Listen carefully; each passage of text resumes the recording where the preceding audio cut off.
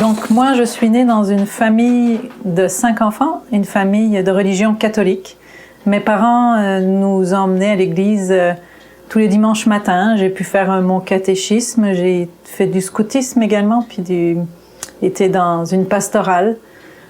Ce qui m'intéressait d'aller à l'église, c'était les valeurs de partage, fidélité, d'amour.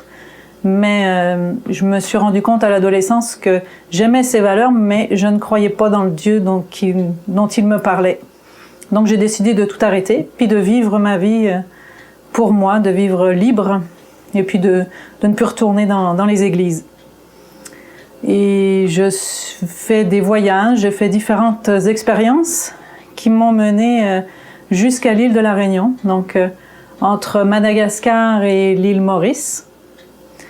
Et puis là-bas, j'avais beau être dans les plus beaux paysages du monde, ma recherche de bonheur n'était pas comblée, je n'avais pas de paix dans mon cœur, jusqu'au jour où j'ai croisé 2 jeunes filles de mon âge, donc dans la vingtaine, qui m'ont accosté et qui m'ont parlé d'un reportage, d'un diaporama qui avait lieu l'après-midi et qui allait parler sur la liberté. Alors moi, j'ai été interpellée, le mot « liberté » me parlait et le fait de rencontrer d'autres jeunes m'intéressait.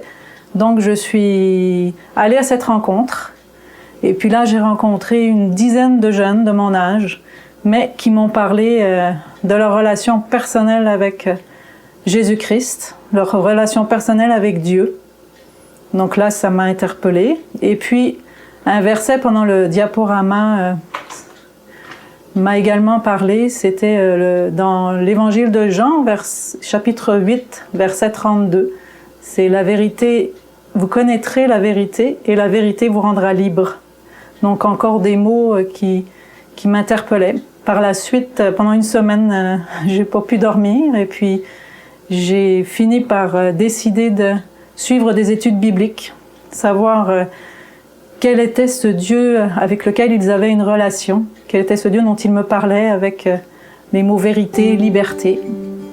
Et 1 mois après, j'ai décidé de donner mon cœur au Dieu de la Bible parce que je comprenais qu'il avait donné son Fils Jésus-Christ pour moi, pour ma vie, pour me sauver de cette vie égoïste, sans but ni vraiment sens.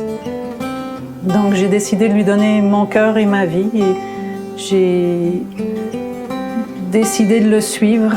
Donc en lisant la Bible, continuant d'apprendre à le connaître et en continuant de vivre pour lui. Donc je suis restée encore 2 ans à l'île de la Réunion et je suis partie dans une école biblique pour apprendre à mieux connaître la Bible et Dieu, Jésus-Christ. Et je me suis mariée avec un Québécois, donc nous sommes revenus au Québec et maintenant j'ai 3 filles. Et puis mon but dans la vie, c'est de mettre en pratique ces valeurs que j'aimais, que la Bible nous demande de vivre, tels l'amour, la liberté, la vérité, la fidélité, le partage.